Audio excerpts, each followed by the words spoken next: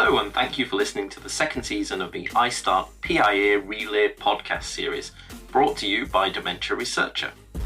iStart is a professional society and part of the Alzheimer's Association, representing scientists, physicians, and other dementia professionals active in researching and understanding the causes and treatments of Alzheimer's disease and other dementias. In this 5-part series, we have once again asked members of the iStart professional interest areas to take turns at interviewing their colleagues and being interviewed themselves, with the interviewee going on to be the next episode's interviewer. We'll be releasing one of these podcasts each day in the build-up to the Alzheimer's Association's International Virtual Conference to showcase the work of iStart PIAs. Thank you for listening.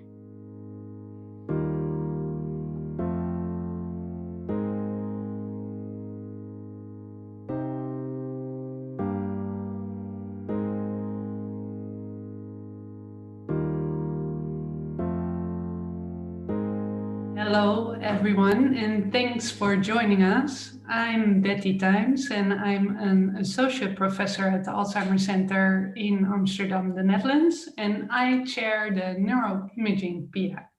And today it's my pleasure to be talking with Claudio Babiloni about the electrophysiology PI. So Claudio, can I start by asking you to introduce yourself and maybe tell us a bit about the PI you're involved in? Yes, thanks. I'm a professor of physiology at the Department of Physiology and Pharmacology in Sapienza University of Rome. And I chair the iStart Electrophysiology Professional Interest Area. And I am at the end of my role, and so in September, the elected chair, Professor Mihaly Hylos, will take the role of chair.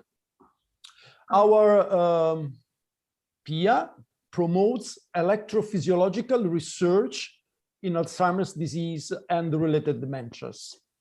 Okay, thank you. And so maybe before we get into the PIAs a bit more, maybe you can start with telling us a bit about why you got involved in Alzheimer's research, and maybe also why electrophysiology. Yes, okay. And I'm a psychology as a basic formation, and also have a PhD in biomedical science. So I try to unite my interest in psychology and neurobiology. And the focus of my research is human mind and consciousness. I use electroencephalographic techniques to study the brain and investigate how the oscillations of brain activity can regulate the flow of vigilance and consciousness in humans. And these oscillations, these brain rhythms, are the basis of also attention, memory, and reasoning. Of course, in the course of the years, I was aware that there are more than 40 million of people with Alzheimer's disease and related dementias. And most of them have disturbances of vigilance and consciousness. And these disturbances have a very dramatic impact on their life. Today, we don't have drugs to stop these diseases, but maybe we can improve our treatment to regulate the vigilance and improve the quality of life. Recently, my mother suffered from Alzheimer's disease and died. Nowadays, even my father suffers from Alzheimer's disease dementia. So now it's not only a scientific interest, but is also a personal battle. Yeah, it's coming now very close to you. But I can also see why it's logical for you to have moved into the dementia field. with your prime interest in the vigilance and consciousness and awareness for electrophysiology. So what do you think are then the hot topics at the moment in your field? Yes, and electrophysiology, PIA, is formed by researchers and people from industries and companies which want to exploit the study of brain electrical activity to understand the model of Alzheimer's disease and the related dementias, and also the way to regulate and normalize the brain electrical activity in patients with Alzheimer's disease from early stages to dementia. So the hot topics are in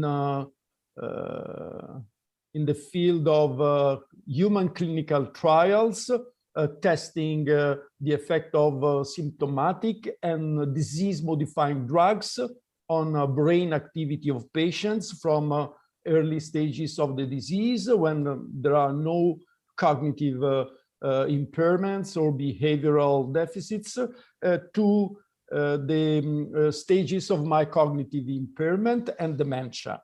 And the idea is to use electrophysiological measures obtained by EEG recordings in the resting state, quiet wakefulness, or during cognitive tasks as endpoints to test the effect of the intervention.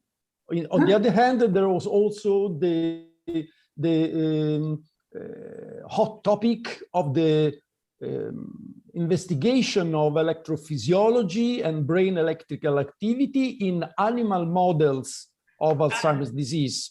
For example, so then you can really probe what's going on. So I always wonder how there's this thick skull, right? That's kind of interfering with your electrodes and the brain activity.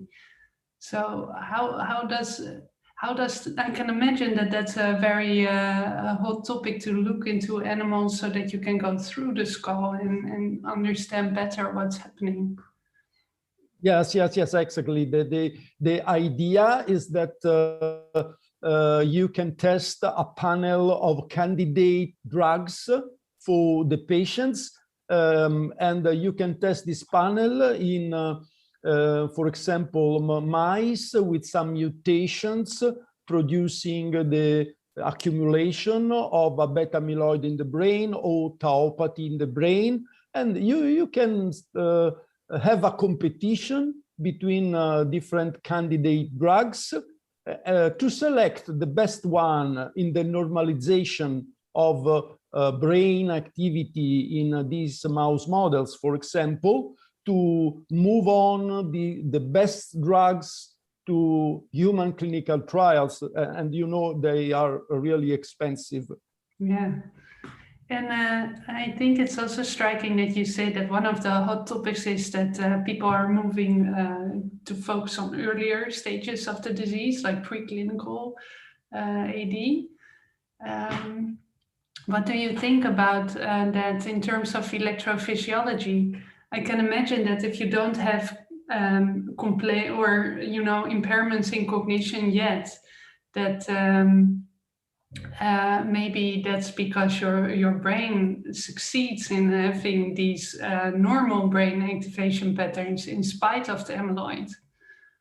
Yeah. You are right that this is a topic also in relation to the idea that you may, of course, treat the brain to remove amyloid deposition or tauopathy, or you can slow down the accumulation, but you can also prevent the accumulation of a beta amyloid. So the interest of many researchers is on the preclinical stages of the disease when you have a relatively good cognitive performance, even if you are positive to biomarkers, diagnostic biomarkers of Alzheimer's disease in terms of a beta accumulation in the brain or a slight neurodegenerative process.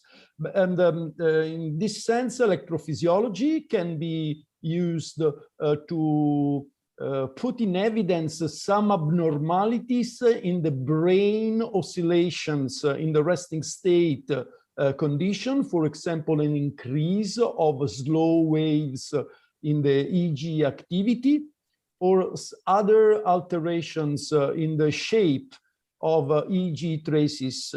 And for example, your institution in Amsterdam gave really great contributions in this field, also showing the abnormalities in the functional brain connectivity derived from EEG activity. And for example, there is an important project called InSight in Paris. They recorded EEG and also neuroimaging data from hundreds of people without cognitive deficits. Some of them were positive to accumulation of amyloid in the brain, and different groups could demonstrate abnormalities in the EEG activity in these patients. So yeah, it's not because you maintain normal brain activity that's the reason that you have normal cognition. It's already altering. Yeah, it's fascinating. And so, what would be your favorite research topic to focus on if you could be free for the next month and only dedicate your time on research? What would you do? Yeah.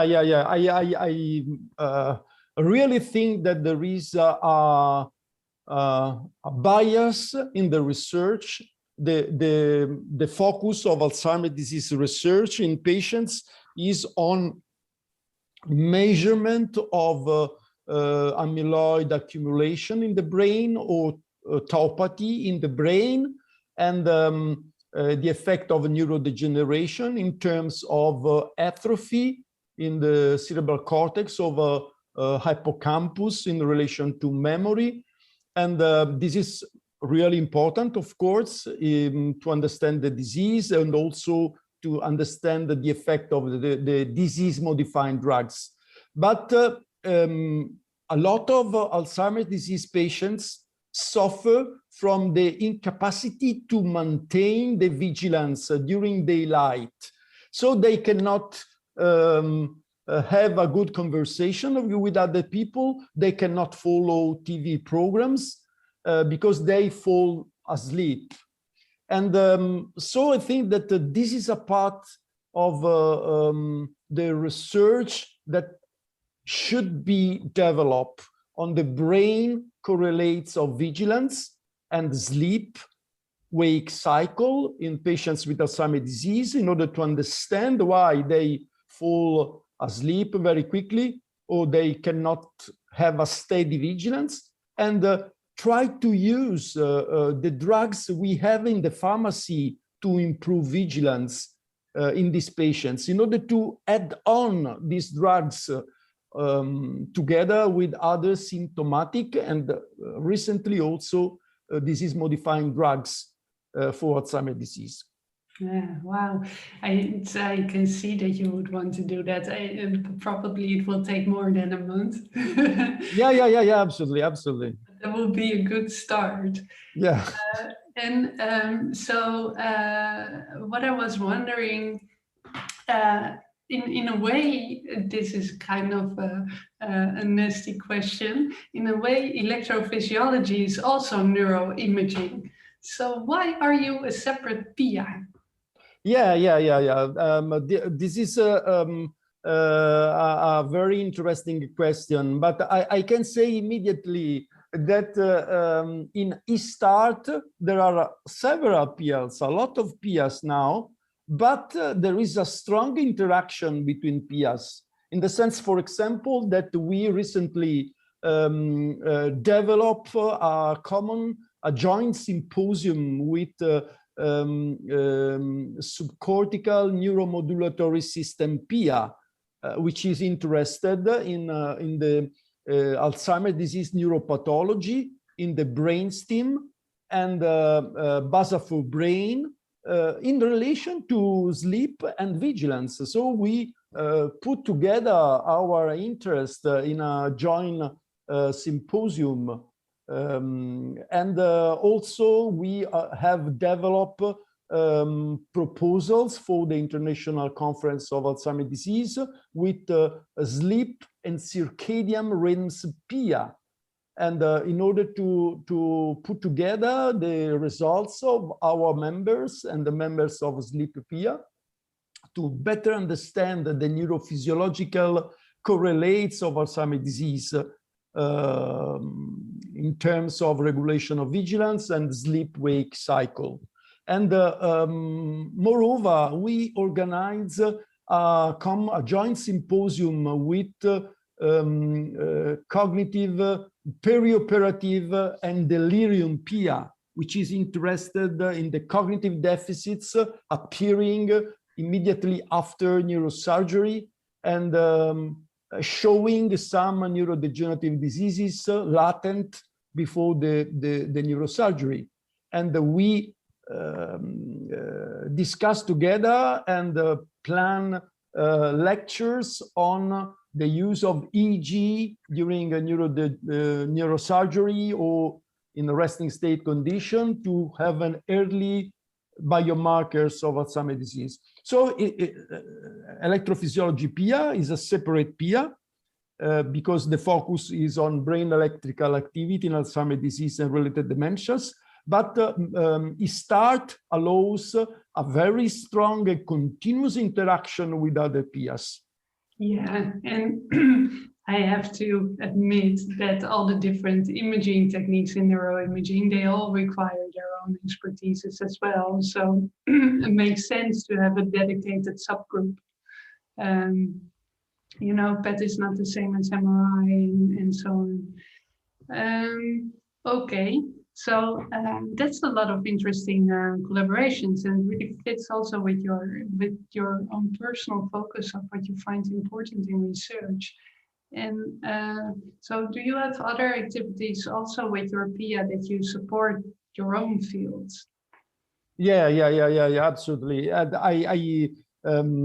it's thanks to electrophysiology PIA and my role that I could be in touch with leaders in the field of Alzheimer's disease clinical trials, people originally not part of the community of a clinical neurophysiologists and experts of electrophysiology, but thanks to ISTART PIA events, I could be in touch and start some discussion. For example, it was very important for my research and also the activities of electrophysiology PIA, the cooperation with Lewy body dementia PIA, because you know that also your center in Amsterdam gave important evidence that there are abnormalities in the EEG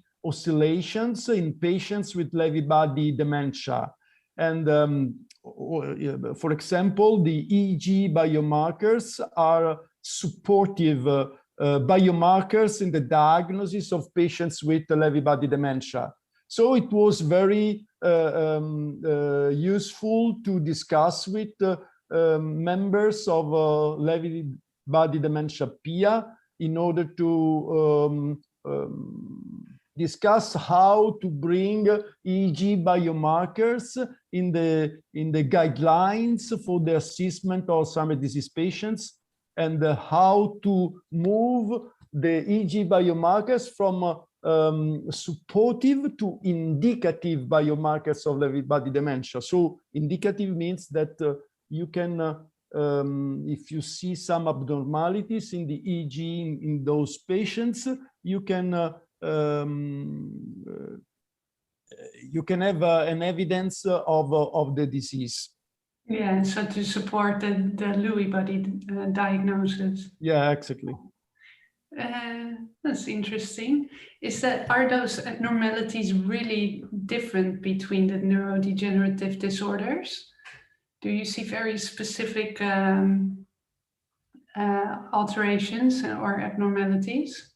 Yeah. In the sense that in the research of my group, but also other independent teams, we see that there are some differences in the frequency of oscillations of EEG activity, different abnormalities in different frequencies of the oscillations in the patients with Alzheimer's disease, Parkinson disease with dementia, and the Lewy body dementia. And so there is an interesting discussion about the extent to which these different frequencies are related to dopaminergic systems or cholinergic systems, which are differently impaired in Alzheimer's disease and Parkinson disease and Lewy body dementia. And it's something to be developed further. And there is a discussion in place with the Lewy body dementia PIA. Yeah, this sounds like a very exciting part. So with all the other, in the collaboration with other PIAs as well. About your PIA, if there are any early career researchers listening, how could they become involved in the activities? This is one of the goals of our electrophysiology PIA, to attract new scientists, new researchers, early stage researchers to electrophysiology PIA. And we have used in the past the webinars with experts of electrophysiology PIA in investigations in animal models of Alzheimer's disease, but also in clinical trials in patients. And we have planned some discussions about how this field can have a lot of opportunities for early stage researchers. In our PIA, we have two young members, Francesca Farina from Ireland and Susanna Lopez from Italy, which are members of the steering committee, and they are about 30-year-old, so they are really young. They're real. But early career. but they are excellent scientists with a lot of publications in the field, and they are able to communicate to other early stage researchers. So you have two young steering committee members, so that's nice. And how can you tell a bit more about how the rest of the committee is organized? Yeah. We have had the new election of the members of the steering committee in May this year, and all the steering committee will remain in place until September. In September this year, we will have the electrophysiology PIA Day, in which we will have a scientific session. And this year we will deal with the use of brain stimulation to modulate the brain oscillations and cognitive functions in patients. And but we will have also a business meeting, and I invite all people interested in electrophysiology PIA to register in eStart, to click on electrophysiology PIA domain and participate to the business meeting. We will discuss the goals for the future, but also what we did in the past year. and there will be the change of the steering committee. The elected chair is Mihail Hylos, as I said before, who is a very smart scientist in the field of preclinical electrophysiology in Alzheimer's disease. And there will be also the position of new members, and they cover USA and Turkey and 3 continents. And for example, we will have Goshev Yaner, who is a professor of neurology in Izmir, Turkey. Bahar Gutkin, who is another professor of the University of Istanbul in Turkey, and they were expert of EEG activity during cognition in patients with Alzheimer's disease. And we will have also Professor Yang Jiang, based in USA and expert of neuroimaging and electrophysiology in Alzheimer's disease. The early stage researchers are Francesca Farina from Dublin Trinity College and Susana Lopez from University of Rome Sapienza. And we will have a really great time in the coming months. Yeah, it sounds like a nice, diverse group. So one last question, because we're nearing the end already of this interview, is what kind of advice would you give a new researcher who wants to move into the dementia field? Yeah, absolutely. My suggestion is to focus on biomarkers of Alzheimer's disease, because we really need to view dementia as a symptom, and we really need to distinguish between the neurobiological causes of different kind of dementias. Dementia is a term similar to fever or schizophrenia, but we really need to go over the concept of the symptom and move to the neurophysiological and the neurobiological model of the disease at the basis of cognition, of the behavior, on the affectivity, and so on. We really need to understand this model with biomarkers related to biochemistry and molecular interactions, but also neurophysiological electrical activity of the neurons, of the neural populations, and then the connectivity between different populations and the measures of neural death with neuroimaging or accumulation of a beta amyloid or tau by neuroimaging and so on. So this is my suggestion for them. Yeah, and then find new biomarkers or work on those that are already there.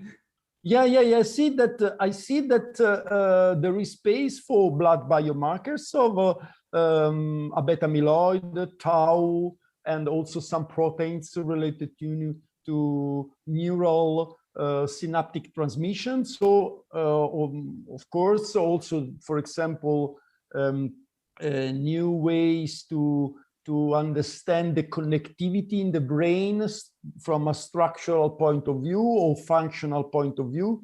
So there is really a big space to complete the puzzle of the neurobiological and neurophysiological and neuroanatomical model of the disease. Yeah, I agree. It's a combination of both, right? So try to work with what we know and try to integrate it a bit more as well. while trying to find new things to better understand how cognition declines and how patients differ. Yeah, thank you so much. It was a nice conversation. I think this is the end of the interview. Thank you to you for your kind handling of this interview.